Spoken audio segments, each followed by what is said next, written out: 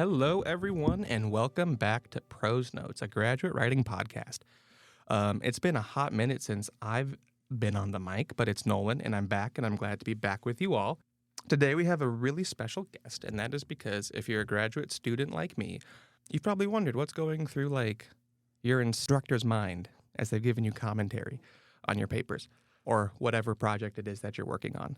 And while I can't interview every member of the professorship here at KU, I can interview one, the KU Alps Department's resident historian, Dr. Stephen Jackson. So, Stephen, welcome. Hi, Nolan. Thanks for having me. Yeah, really excited to have you on the podcast. You're the first professor that we've ever had, and we've been trying to get one on the podcast for a while. I feel honored, and I will try not to ruin it for those.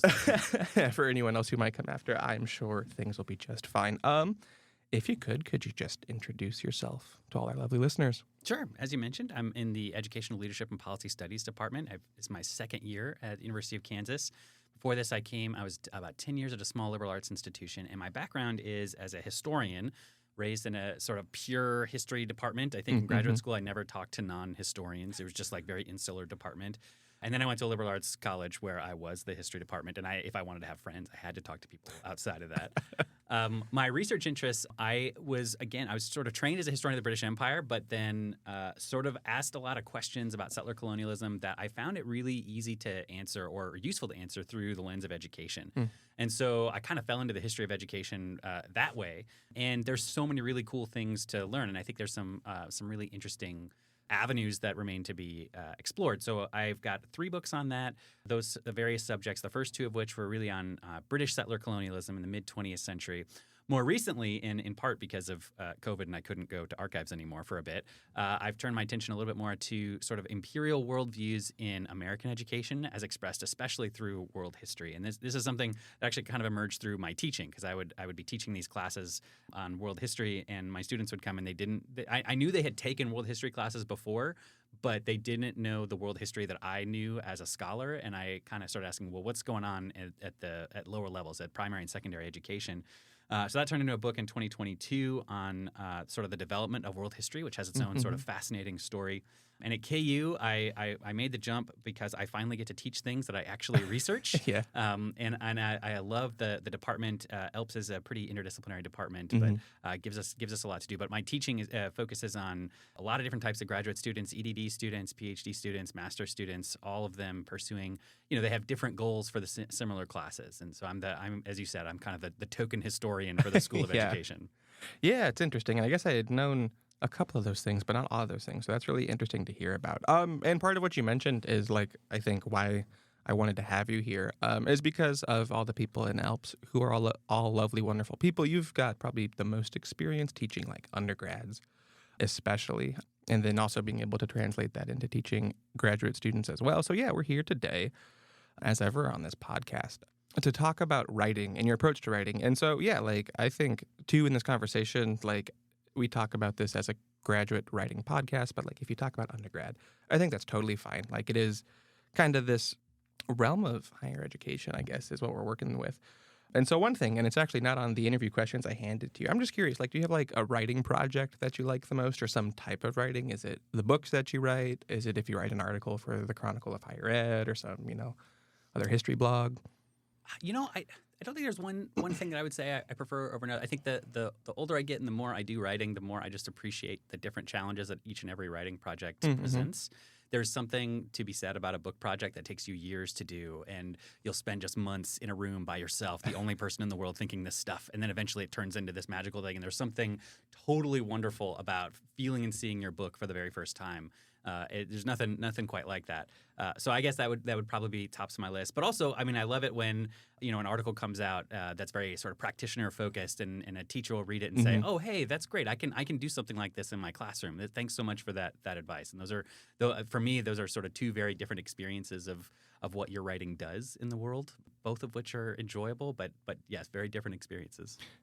It's just neat because I think about, too, just all the different types of articles or types of writing I have to do for class. And yeah, I think each offers a really interesting way to develop as a scholar. And I'm excited for the time when I get to write those kinds of things where it's another person's going to read this and maybe it'll actually impact their life maybe in a tiny way. And even if it's one person, it's still really cool. And that maybe just to put in a plug, Yeah. if you're a grad student and you're listening to this, professors love hearing that somebody's actually read their stuff. So if you read somebody's work and it just melts your brain and it's transformative and it's something that's going to inspire you to do research, send them an email. We love that stuff. All too often, academic publishing, it doesn't go to many people and it doesn't get read by vast audiences as much as people think. I remember my first time, my in-laws, I told them I had a book. They're like, "Oh, so when do I get to see it at Barnes & Noble?" And I was like, "Well, It's not that kind of book. it's not really that kind of book."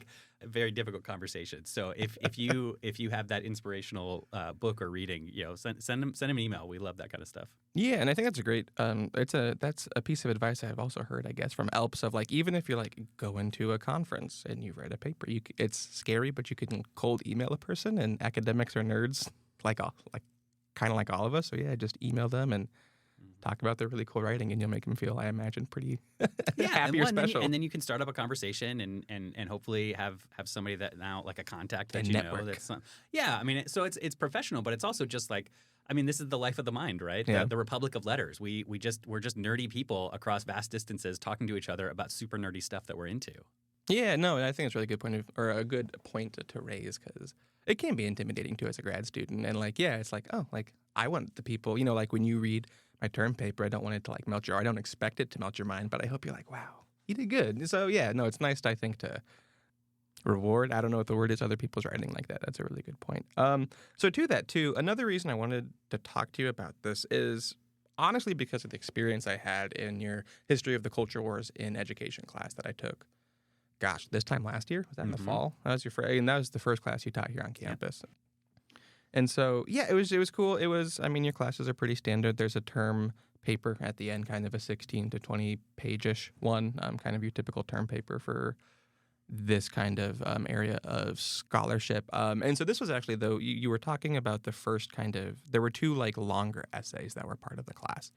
And so just after essay one, I remember you kind of talking like about the commentary that you gave and about the opportunity to like rewrite in class. And I think like all of the instructors in the ALPS department are really pretty good about working through writing, but I don't know if it's just the fact that you're a historian and so you approach writing differently than the social science folks or whatnot, but it just felt unique or interesting to me in your approach. So, the one thing I'm really interested in is if you can think about transitioning from teaching undergraduates to graduates, but kind of how do you approach this really like wide concept of trying to teach academic writing to graduate students? Yeah, a lot of my approach coming to KU is centered on that I am the only historian. So if you are a grad student in history and you take my class, I'm one of many historians teaching how to do this. In our department, educational leadership, I'm probably the only crack you're going to get at historical writing as a genre. And so I do have to approach it sort of like I'm selling the discipline and I'm teaching sort of the basic conventions.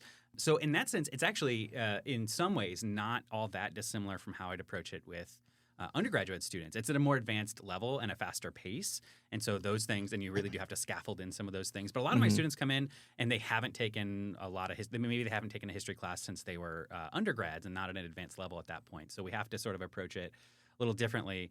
I will also say history as a discipline, it does have very different norms and conventions than a lot of the things you'll see in the social sciences. And it's not just that we use Chicago style instead of APA, right? There's sort of a narrative flow to a history paper that you don't really see anywhere else. But I'll also say I think part of my job in general as a writing instructor is to kind of deprogram the way some of us have been taught about writing. Because I think in our I guess there's sort of two different ways that we think about writing, right? At the sort of primary, secondary, and then even undergrad level, I think we're taught a ton of rules. Writing is just a series of rules. It's you have to do it this way and that way, and this is the only possible way. And if it's not 5 paragraphs exactly, and your thesis isn't at the very end, and it doesn't do this exact thing, it's wrong, and I'm going to dock you points. And we have these extremely elaborate rubrics.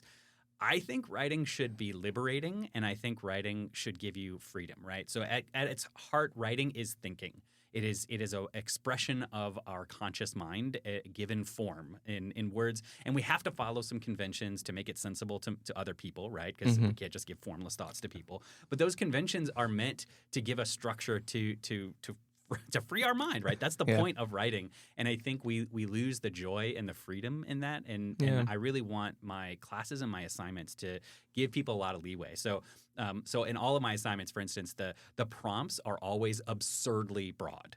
and this is intentional. So I'll give a prompt that you could take it in about 100 different Yeah. directions. And sometimes students get really frustrated. Like, I 'Cause they want you want to, that black and yeah, white. I want you to give me like a solid direction. I'm like, no. I want here's a playground. I want you to play in it, and I want you to, there are some parameters, right? You got to talk about the right century, for instance. But I want to see where you take this, and I want to see how you assemble an argument and mass evidence to prove that argument. But I really want you to make it your own, and finding your own voice, I think, is really important. And those are things I can encourage with instructional design, but it's something you have to model as much as anything else, right? It's not like I can tell you, have fun with your writing, right? Dang it, you will do this. I think you have to just show that writing can and should be liberating and joyful, and I think that's counterintuitive to what most people's experience of writing has been in formal education. Yeah, and especially in like a graduate environment where, and this is not again like critical commentary on KU, but like the concept of graduate school as a whole, where it can be like really transactional, where it's just, I think sometimes students come into it of like, just tell me the prompt that you want so I can write the paper and get the A. And like, I know in the ELPS department or maybe in the School of Ed, like even at the start of the year this year, like you or Dr. Ing or whoever, like have had discussions, right, of like, we're not trying to just hand out A's for the work, but like really evaluating the quality and like offering commentary on the work. So I guess I'm curious too, has that played into too? How you're approaching writing, or has maybe your approach to writing helped informed how the department is starting to see graduate education in that aspect? Yeah, there's sort of a push and pull with those things. Students do tend to be very motivated by their grades, understandably so. Like we built a system that requires them to be. We tie funding to it. We tie all these different things to the grade, which is why when you talk to professors, they often hate grading, right? Because there are real stakes to this thing that we know it's problematic. Right. What I want to do with writing assignments is and just in teaching in general, right? So let's say I have a class of 20. I'm going to have 4 or 5 really strong writers. I'm going to have 4 or 5 writers that are going to really struggle, and I'm going to have to handhold a lot. I'm going to have the most people are sort of just in the middle, somewhere in between those two extremes. But I have to teach all those writers. And so the goal is not, for me, when I approach a class, the goal is not everyone gets an A or everyone gets an F, right? I'm not looking to fail people. I'm also not looking to give out hundreds like it's candy. What I want is every single writer to improve over the course of that. And I think that's a key mindset, right? So when you say people approach graduate school transactionally, I think that's absolutely right. But they're thinking about the wrong transaction. Right. They're thinking, I do the thing you want me to do, you give me an A. And what I want to say is I want to see it as a transformational, right? Mm-hmm. That it teaches you how to think, and it teaches you how to do this thing, this powerful way of thinking that we have in our disciplinary lenses, and then you get better at it, right? So I don't care. So sometimes my proudest moments are not the really strong writers write a great paper. It's actually the really weak When you writers see that growth. who change and they become stronger writers by the end of the class. Those are that's the thing as a professor, like that's what gets you going as a classroom instructor. But I think again, it's something that's just not the way in my experience, what most students approach the task to do, right? That's what is the minimum I can do to get the A. And again, I understand it's an understandable mindset, but hopefully we can use grades and we can use those structures that we have available to us to then sort of like gradually shift to this. Let's just think about how we improve, how we get better at doing this thing that regardless of whether you go on to become a professor like me or in any of these professions, you're going to be doing writing and you want to be good at writing. And the more you practice writing in any genre, the better you're probably going to get overall as a writer. Mm-hmm.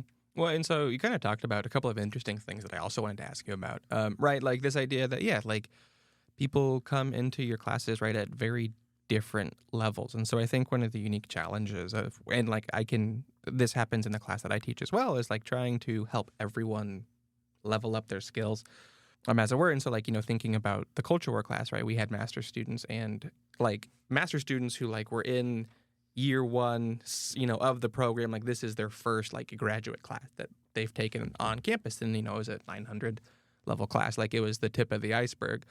So, I'm curious, like when you think about approaching kind of like writers at different levels, but also this idea of developing skills, like, what skills do you think are the ones that are like important for, all of us in grad school have to write a lot, but, those of us that have to write more, but what are those skills and kind of how do you see the path to like get there? Yeah. Well, maybe first I'll just say, again, if you're a graduate student and you're listening to this and you're one of the really strong writers and your professor is talking about something that you consider basic, please consider that not everyone that's sitting next to you has that same level of skill that you do, right? And there's a reason for that. So sometimes students get alienated. I remember in the culture war class, I had some people come up to me and it's like, we don't need to know how to do this. We already covered this. This is something we've already done. And I'm like, well, those people haven't, right? They don't know that. and I need to be an instructor for the whole classroom. And there's a really difficult balance there between keeping your really high performing students engaged and making sure that the ones that are sort of struggling a little bit more can feel like they're not drowning, right? And you got to mix those two. And it's a really difficult balance. I don't think we all always get it right. I certainly don't think I get it right. In terms of how you help improvement for everyone, I think it's really important in terms of course design and assignment design that you really think what is important and what really matters.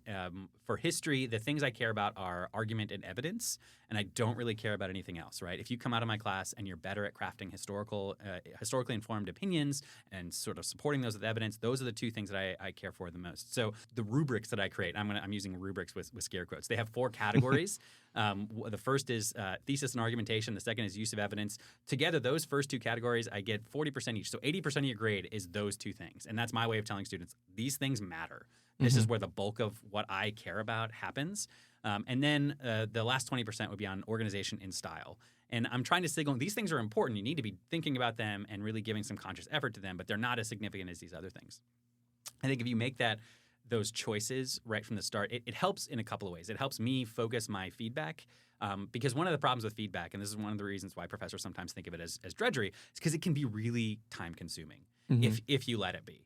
And I found that is often it's counterproductive for morale, both for somebody doing it, but also often for students receiving it, right? If I give you your paper back and it's just littered with red ink and it has all this negative feedback in it, your likelihood is to really just dissociate and to be like, well, I guess that one sucked, and I'm not a good writer. Whereas if I give you and I say in a very targeted way, here's the 3 things I care about, here's 4 ways you can get better for the next paper, or here's two or three things that I want you to do when you revise this paper if you take this seriously and you keep working on your craft. That's something that's much more sort of motivational. I want to give people tangible steps to improve their writing. And so when I'm reading a paper, I want to sort of identify, here's the big 3 things that I'm seeing. I'm not going to tell you 100 things that I'm seeing because I could, and it would take me forever, and it would be just a dispiriting conversation for all of us. But here's like 3 things you can do.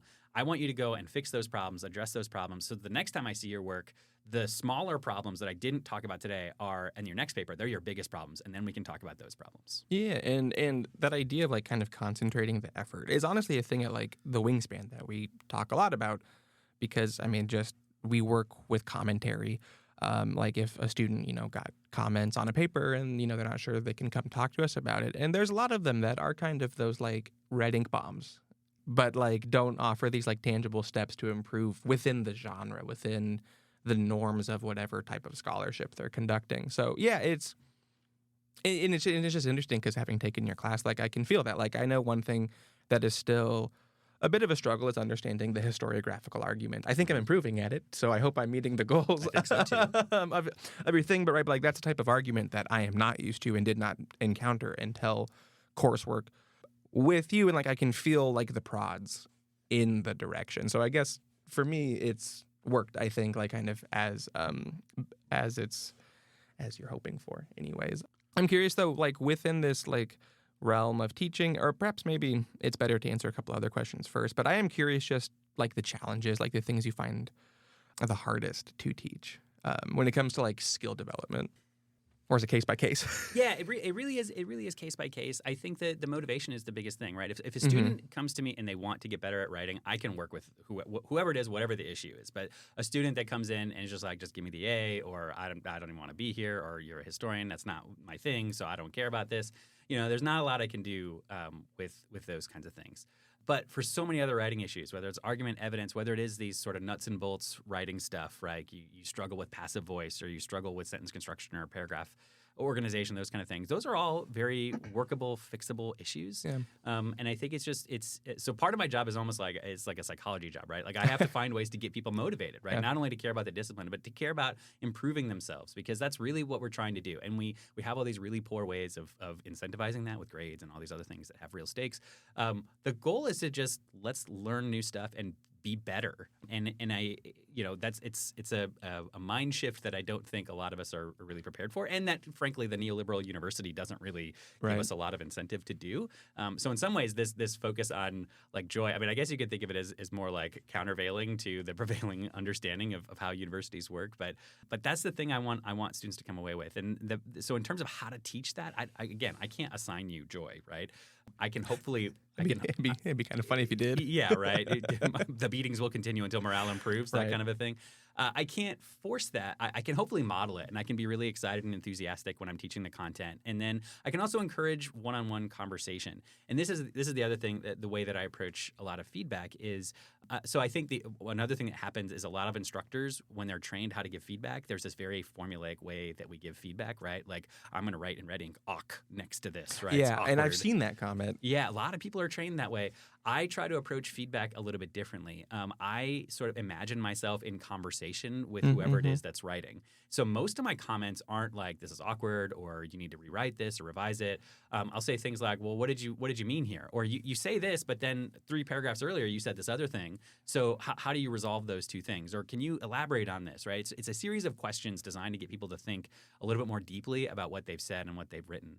And then in conversation, like if I actually get to talk to them, and that's the other thing, like go to office hours, talk to your professors. If they have them, take advantage of that sort of stuff, because that's where a lot of real meaningful growth can be. I mean, graduate school is in some ways, I mean, it's predicated on like a medieval apprenticeship model, right? Like As we've learned, yeah. That's kind of what this whole thing is. And educational growth happens relationally, right? It happens in concert with somebody else, two learners trying to learn a little bit better.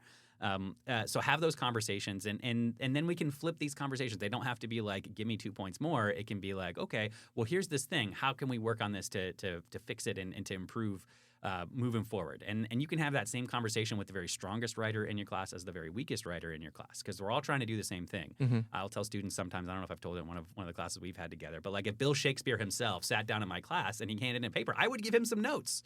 Right? Bill Shakespeare can get better. I can get better. And we have to hold ourselves accountable to that. But improvement is always the goal. And that's not a negative, like you're going to get red ink. That's a positive. Like there's always something more to be learned and something more to be done. Yeah, and even like on that, like the way you approach giving the comments too is part of the reason I wanted to talk to you, because it reflects a lot of what we talk about at the Wingspan of like, "Awk isn't a useful comment. I can't do anything with that." But if you say, "Hey, you've said this here, but I have this big question here about how these two things relate," it's just so useful, because it can even be that thing where like you don't realize it when you're writing it out that you've created a conflict or that there's something that needs to be resolved. And so, I guess I'm just curious, like, have you had like trainings or like professional development on how you approach commentary, or is it kind of a thing you've like grown into on your own, or just kind of what motivates the way you approach this? Yeah, like so many of us, School of Hard Knocks, I guess. So in terms of how I give feedback, my most memorable experience was one of my worst days as a professor, and I feel so bad about this. I'm going to tell you the story anyway, but I was fresh out of graduate school. It was my first year on the job. I was like 29 years old. Most of the students thought I looked like their older brother. Right? I didn't really look like their dad, which you often do as a professor. And I had this really strong writer in one of my classes, and he turned in this paper. It was a good paper. I think he got like an A-, right? It was the first paper in the class. Usually that's when the grades are lowest, because we're still sort of getting to know each other as writers. But his paper was good. It was not like a problem. And I did what graduate students do, and I lit it up. Like I said, here's all the different ways that you can improve. And that's what had been done for me in my graduate training, right? And I came in, I was a pretty strong writer to start with, and I got a lot better in graduate school. And you get better by people telling you what's wrong with what you're doing, right? And it can be very steering. But I remember he came to see me because he was a good student, and he came to my office and he wanted to have a conversation about it. And we had this whole conversation. I talked to him about all my feedback and what I had done. And he kept looking more and more dispirited. I was like, I think I'm doing the right thing here. What's happening? And he got up to walk out of my door, and then he turned around, and this is like a life-changing light bulb moment for me. But he said, "Did I do anything right in this paper?" Oh no! And I was so crushed. I just like, I have failed the student utterly and completely in this moment.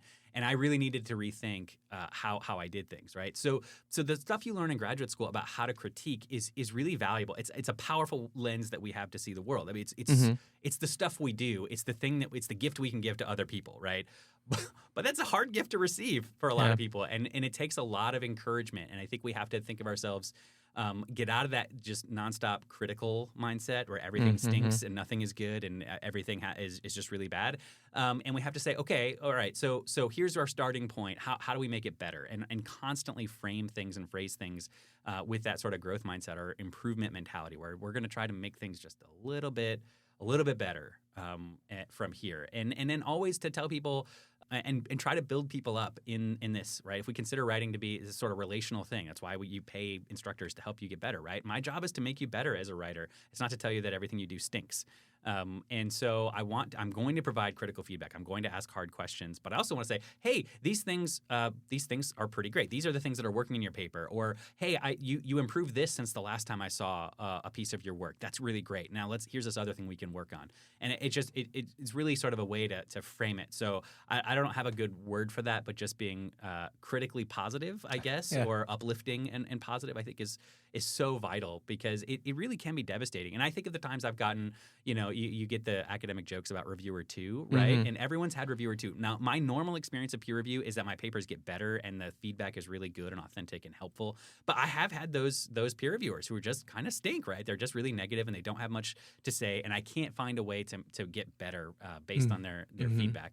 And I don't want to be that person for my students. I want to be Yeah. reviewer 1, and I want to give them the comments that they need to improve as a writer. Yeah, and it's just interesting, right? Because it is kind of this two-way street, I guess, where you want to have those good constructive kind of critiques. But like, one thing too that like really going through your class was interesting. Like I did well in your class, but also I got a lot of comments even on the end of the term paper that I did well on. And so like as a student being able to hold critique at the same time as understanding that it's a developmental critique. And then this weird thing in the middle where like understanding commentary and critique is not like anathema to like doing well. Like you can do a thing well and still improve. And I think that's a hard mindset again in that transactional nature where it becomes like an all or nothing. Like you are either doing good and therefore not needing the critique, or we're doing not so good and we need critiques to get there. But it's both. Yeah. And again, this is something I think our brains are broken from the way we normally think about how to do writing. But the worst thing you can say to somebody when they give you their paper is, "Oh, it's fine. It's okay. It's fine." Like, what does fine mean? What am I going to do with that? It doesn't do anything. And I worry with my stronger writers, I think that's what they're mostly getting, right? They know that they're strong writers. Very time-strapped instructors don't have a lot of time, and they're going to spend their time on the lower performers, and they're not going to tell them, here's where you, stronger student, need to get better. But you can, and you should. And I think it's really important to never just say it's fine, and to give some indication of like, this stuff really worked. You did really well in this paper. This was an exercise in historical thinking. You met the bar of the requirements for the scores. But also, if you want to get better, if you want to develop and learn as a writer, thinking in this way, here are the next steps that you need to take. And I think always framing it in that way. It's like sometimes it's a really awkward exercise, because usually like paper 1, this is no problem, because I'll say things like, here's what you need to do in revision. I like to give revision opportunities, particularly early in the semester. Paper 2, I'll do the same thing. End of term paper, I'm still saying that. I'm like, here's what you do in the future. And people are like, I'm never taking a class with you again. What are you talking about? There is no tomorrow. But I think it's still important to think about that, because ideally the class we have together, the time we have together is just a way to get you thinking and get you started on a much longer trajectory of growth in the discipline and in the kinds of training and questions that we ask.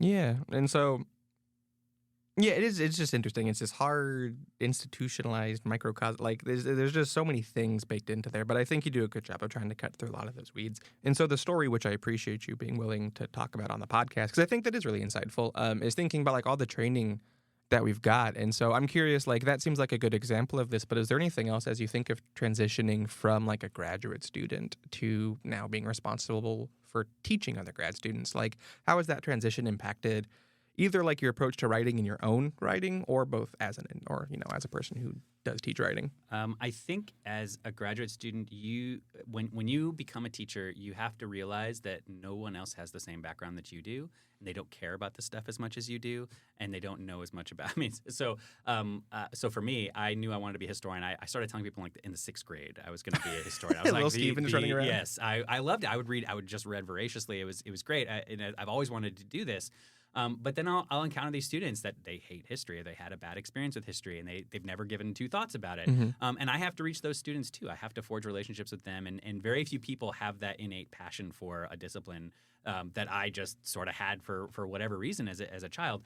So you really have to keep that in mind, and you have to do everything you possibly can to sort of reach those students, even if they're kind of ungrateful, even if they say things like, I hate this class, or I don't even know why I'm here, or I'm just checking off the box in the core, or whatever it is. Those are your students too, and you need to reach them. So that was one of the hardest things, and to be really kind. In graduate school, we tend to be very negative, right? We tend to I mean, think about your average grad class, right? You get a book and you spend a whole class period ripping the book to shreds, saying all the stuff the author could have done better and that stuff. Now, I think when you start writing your own dissertation, you start writing your own project, you very quickly get very humbled, like, oh, this actually is, maybe I should have gone easier on that person because this is really hard to do this thing.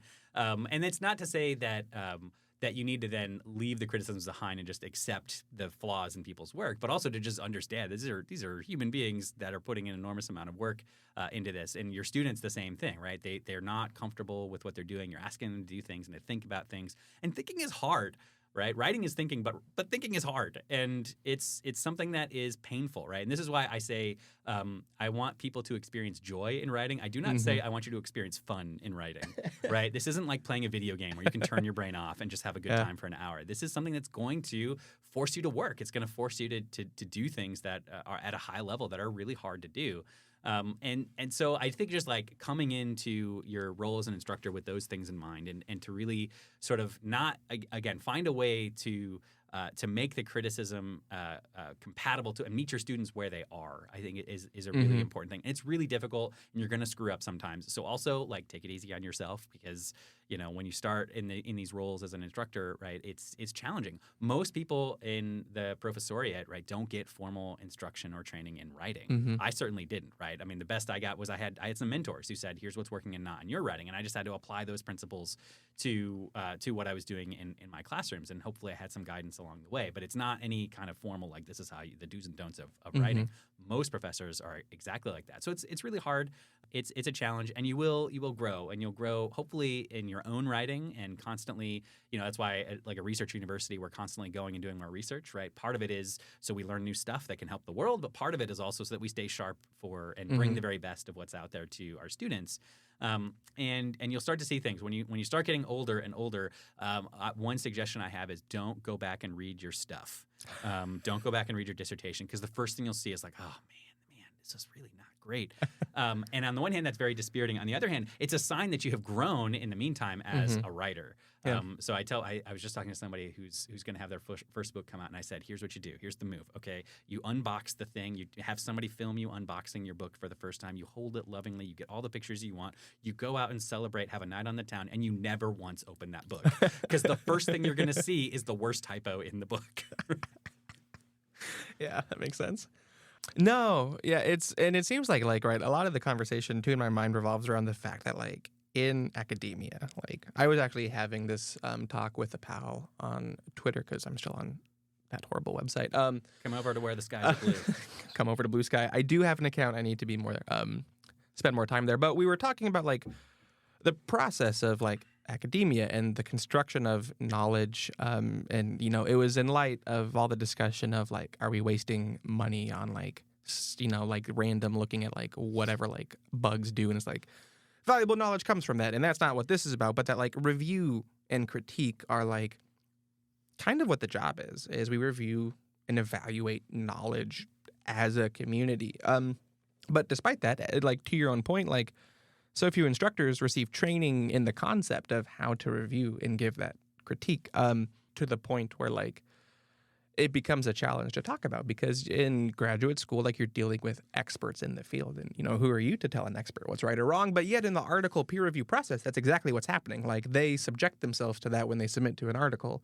But yet when it comes to like the domain of teaching, I feel like that conversation is like just like less prone to happen. I don't know. It's just an odd ecosystem where it's kind of like an unspoken thing that this is what's happening here, but we're not going to look at it, and we're not going to like do trainings or like have professional development within different schools or whatever, and like how to improve in this really core concept.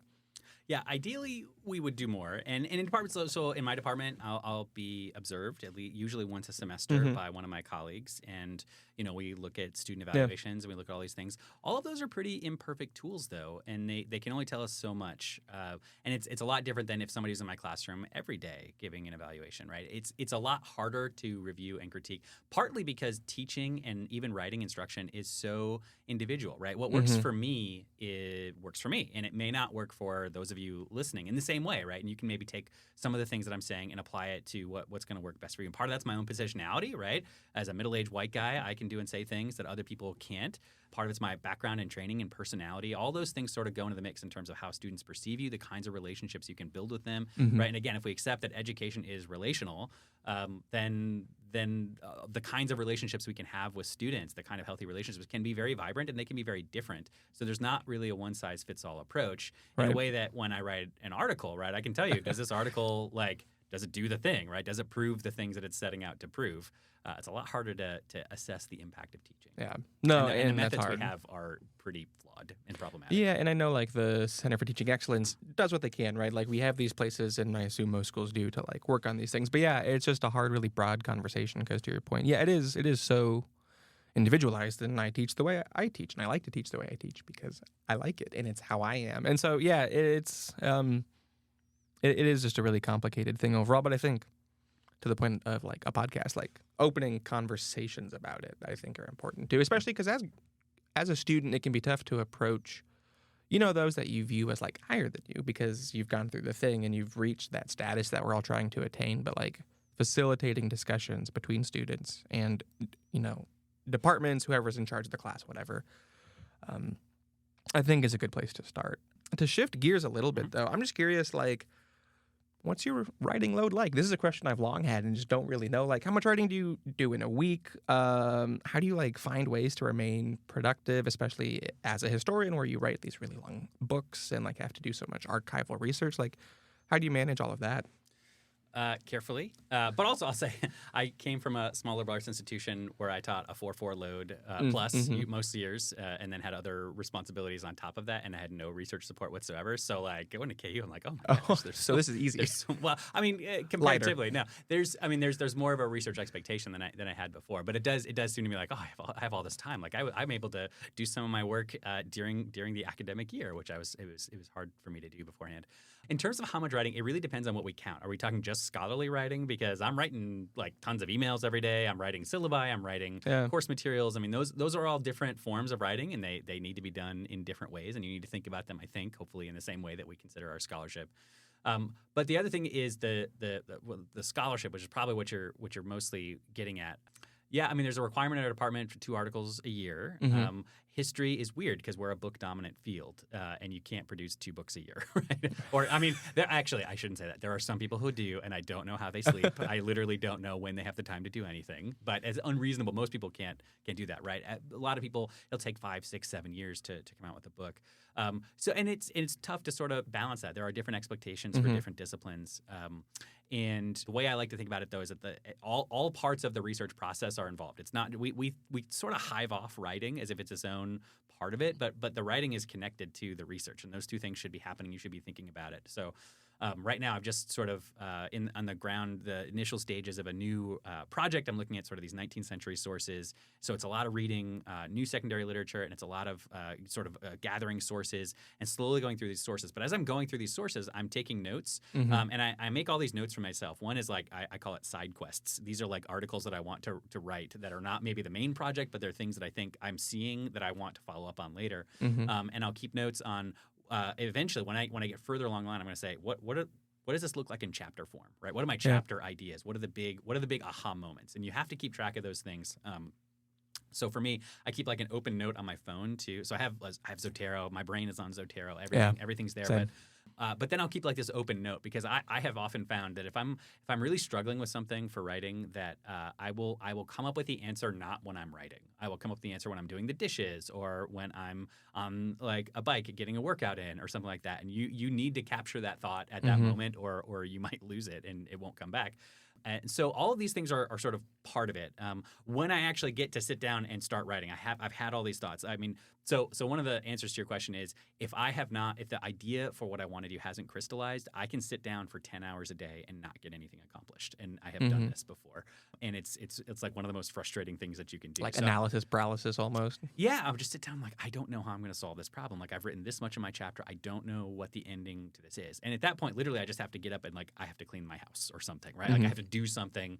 Usually it's something physical that your brain's still working on it, but it happens in the background. Once I sit down, I have the idea, then usually the writing just sort of pours out of me.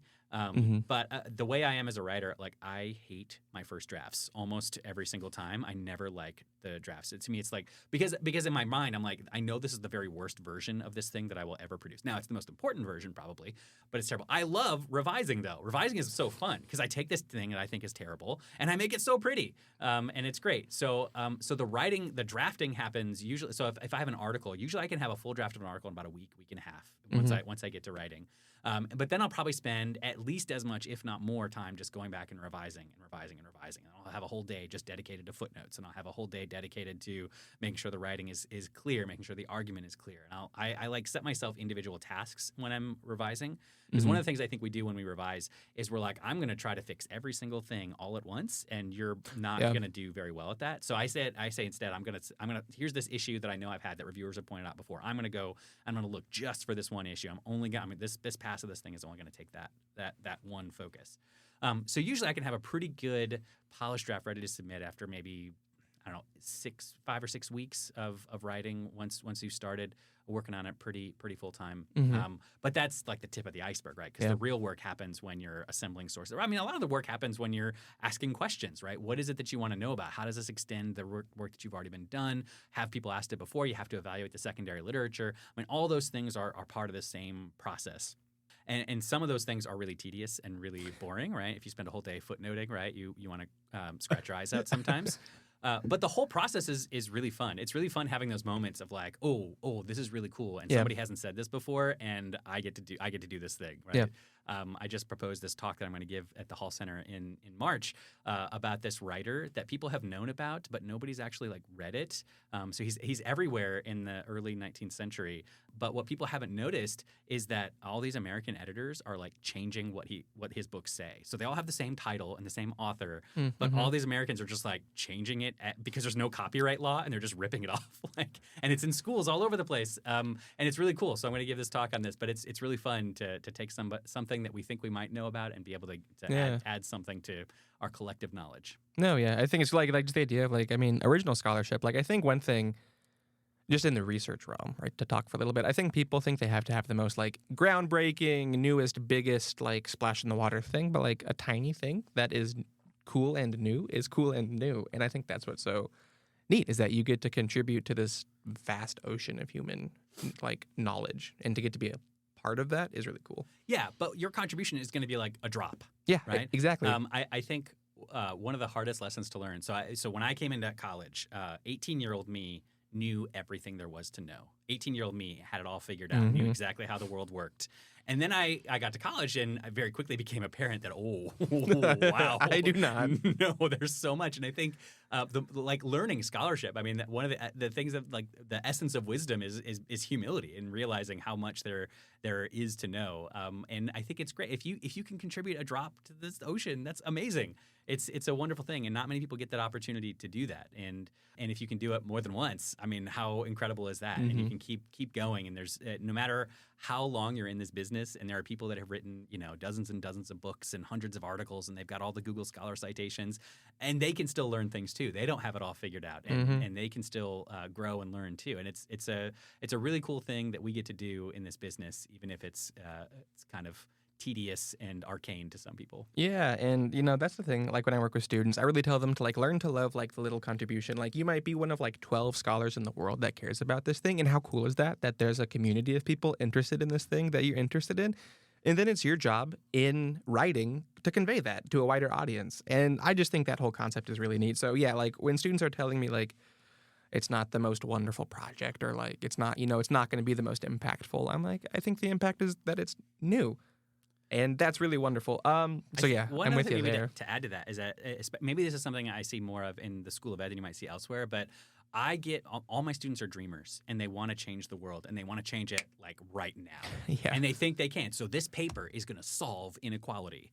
And I'm like, oh, I don't know. We're going to I'm fix the sorry. K through Like, 12 system. yeah, it's never been, nobody's ever thought of this educational reform before.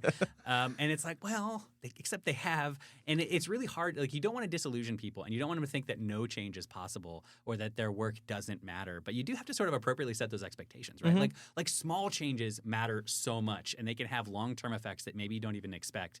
And maybe you can't end all inequality everywhere, but maybe your research can help a particular subgroup or a particular community, and that matters an awful lot. I was at a conference recently, and I was talking about sort of some of the problems that I see in world history and its historical development over time, which it's been sort of very Eurocentric, and some of the narratives are problematic. But I had this teacher in the room. And she's like, well, this is really dispiriting. What do we do about this? And I'm like, I'm talking about this in the aggregate and about the sort of systemic things that are broken and problematic. There's nothing that stops you from transforming your classroom and making a difference for your students. And I think that's often a more effective way to approach how we do research. Yeah, and this is a topic I know I've talked to you about at length, but like this is where I think like the history and especially like the qualitative stuff can go hand in hand of like, so if there's an intervention in a classroom, and it improves that classroom's outcome or whatever. It doesn't have to solve the K through 12 whole environment, but if you write an article about what really worked in this one classroom, that's awesome because those kids' lives are better, and now teachers have a tool that they can try out in their own classrooms. Like, yeah, approaching it in an almost like granular level like that, I think, is almost more interesting because you're not going to change an institution. That's what an institution is. It's called an institution for that reason. So starting there is where I really like to operate. And we get ourselves into a lot of trouble when we say, hey, I did this thing in my classroom and it's going to work in your classroom too. And it's like, well, actually, there's a ton of variation. It just and there's might. all these different places. And maybe it's where we need a lot of research before we can make those broader sweeping claims. And it's a really slow, iterative process. People get mad at academics. Well, why can't you just solve my problem right now? It's like, well, because we want to be really careful. And we want to make sure that we're not giving bad advice. And by the way, there's a lot of examples when we did give bad advice and it went horribly. And we need to not do that again. And so there's we need hundreds of years of history behind all of the reasons why things are. Yeah, we need to be really careful and we need to be sort of really humble in our approach to these things. No, yeah, I'm with you there all the way on that. I do have one more question for you, but before that, I've asked you a bunch of questions. I always like to open up for guests. Do you have any questions for me, just as a student, as a podcast host, as a guy who works at the Wingspan? Yeah, I mean, I think the questions I'm most interested in are what are the big issues facing, from your perspective, and you work in the Writing Center and as a graduate student in our department, what are the big writing issues that graduate students are facing that you are grappling with in the Writing Center and your other roles, and how can instructors help? Yeah, I think the big one is it gets kind of hidden curriculum-y. And I know we've talked about this too because I think it relates into like the AI question, which we don't have to open that whole bag of worms, but like what skills are people hoping to get through a writing project? I think in the ELPS department we're pretty good about that. Like you say, like you care so much about argumentation and evidence and how evidence supports the argument. Like there's an issue if your evidence doesn't lead to your argument. Or I'm in an intro to qual class, right? And so very clear about, these steps are not to produce a manuscript, but rather to practice the process of conducting an interview and then writing it up. So within the department, and I guess I would hope a school of education is kind of on the leading edge of doing well at all of these things. I think we do live up to that a lot. But I know when I work with students, a lot of the questions they have is like they don't necessarily see how the commentary ties back, right, like to the prompts that they're getting, or they don't even necessarily understand why they're being asked to perform some particular task. And so I think that can be really like mystifying, especially I see it in STEM a lot, like not to rag on STEM, but just when it's like, it seems like at times it's like, here's the results and the math and all these wonderful things happen and you just have to describe it. But it's still, there are genre conventions and norms tied in there that go unspoken. And, like I give people this comment a lot and I don't know if I assume it's not what they want to hear, but like I always tell them like, you just need to go like read these articles a bunch so you can learn if you're not getting that like explicit commentary and instruction from the people who are actually teaching those classes. Mm-hmm. Yeah. That's tough. And I don't know those other conventions well enough to speak. Right. And that's a challenge in my practice is like I get a chemical engineering paper. I'm like, I can talk about the commas or like citation conventions and all of these things, but I don't know what your articles look like because they're different than mine. Mm-hmm. Yeah. And That is a challenge. I mean, there are certain things. I think good writing is good writing, right? And if you, Hmm. it should be accessible. It should Yeah, be, it should be argument, these other rhetoric, kind of all things, these right? things. But then you're right. I mean, there are these really important conventions of the genre, and that's as true in ELPS, right? We have sociologists, and we have me as a historian. We have people doing anthropology and all these different kinds of research that in their journals they have their own conventions. Hmm. So yeah, I mean, part of it is we kind of have to learn how the game is played in the places that we want to play. And then we have to work on it there. But I think one of the things that sort of frustrates me sometimes when I talk to other people is like the assumption. This often happened more at my old college, a liberal arts institution. But like there's this assumption that the English department taught you how to be a writer. So me in this other department. I don't need to do that, right? They're figured it out. And it's like, well, no, because the English people write differently than you want them to write, and there's different conventions, and also it's a sort of collective task, right? Yeah. It sort of takes a village to create good writing, and so hopefully we can sort of inspire people. But it sounds like you've got them on the right track, asking good questions and seeking out the conventions of their own disciplines.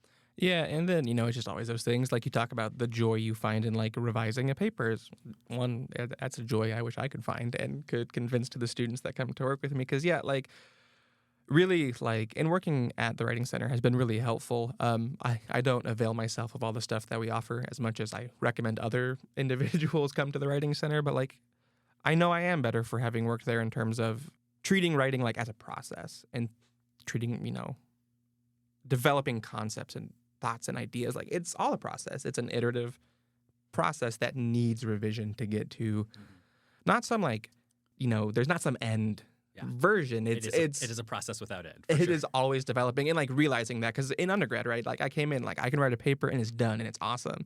And in grad school, yeah, like, and like as I think about like articles I'm wanting to write or like dissertation here in a year and a half, right? Like that is a process.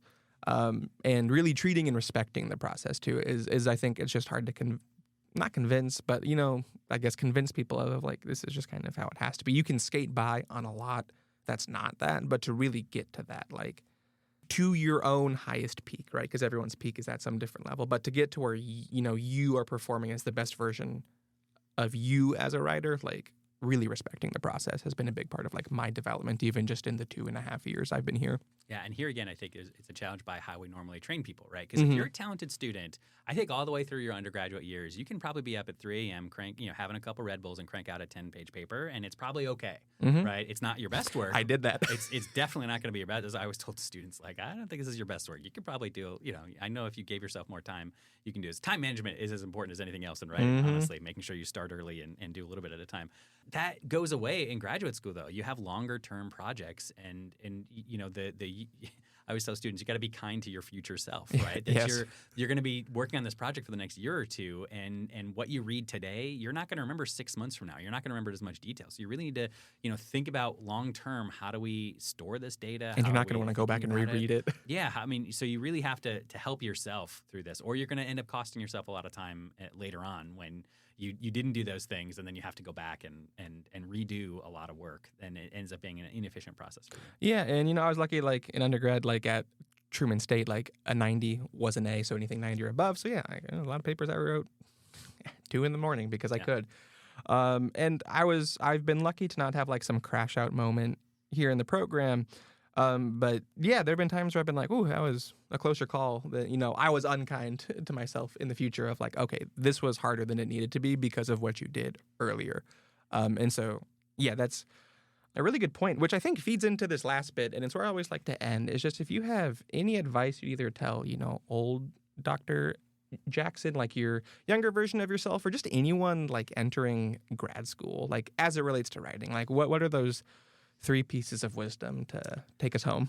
I appreciate this question, although, again, younger me would not have listened to older me. Younger me knew everything there was to know, so he was not interested in hearing what other people had to say. But I guess a couple of things.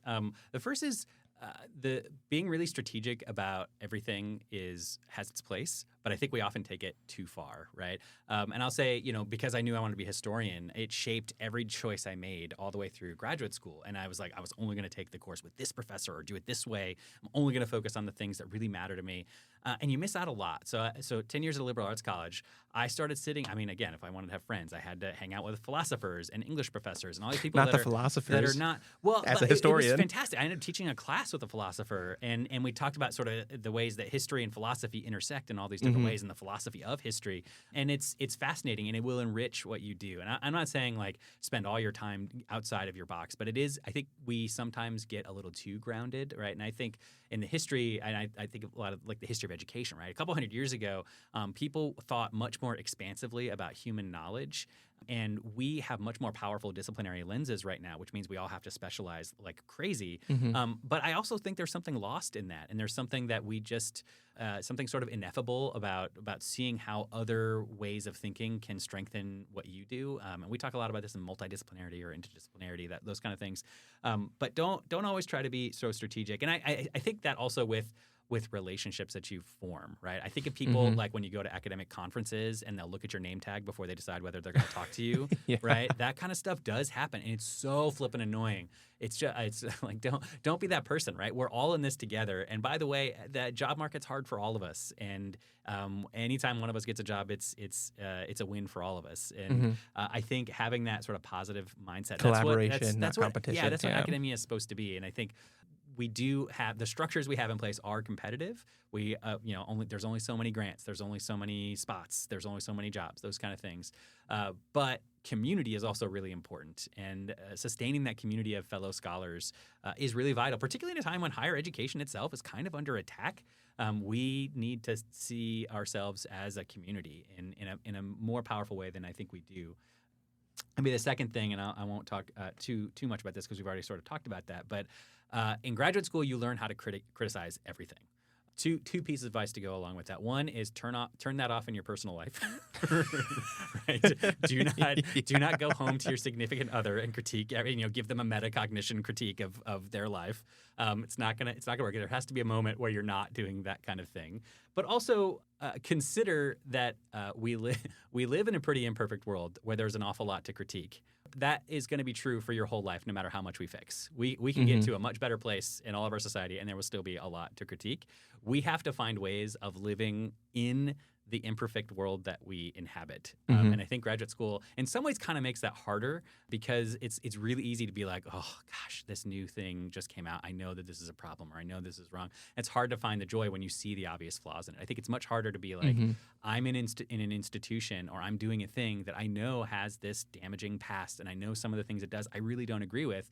What do I do with that, right? You can critique institutions of higher education for all manner of things if you really wanted to.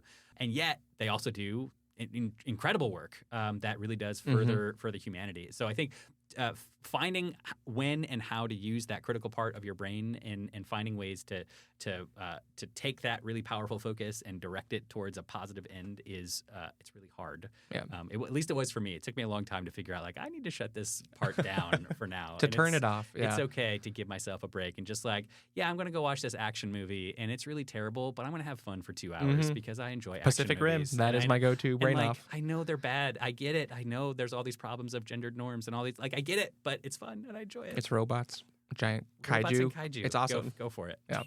Find joy. Exactly. Well, that was wonderful. This has been wonderful. I really appreciate you taking your time to come and talk to me about this because, like I said, I think it's an important discussion that departments, schools, individuals can be scared to have. So I appreciate you coming on and being open just about who you are and how you approach all of these things. And to all of our listeners, I hope you have a really great rest of your day. And as always, happy writing.